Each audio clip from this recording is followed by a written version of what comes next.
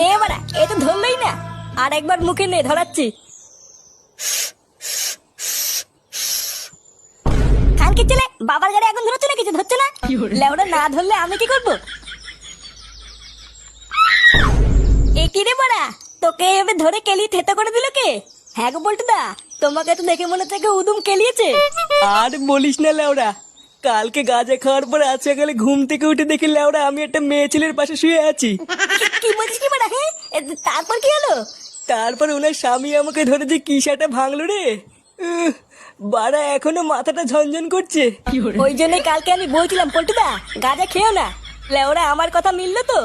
ও বার কোনো ব্যাপার না, গাঁজা খেলে এমন একটু হয়। তুই তো লেওরা শুধু একটু বৌদির পাশে শুয়েছিস, আর তো কিছু করিস নি, তাই না? কি জানি, ওনার বর তো বলছিল লেওড়া আমি নাকি পক পক করেছি। এই গান মেরেছে। পল্টুদা, এইসব তুমি কি করেছো?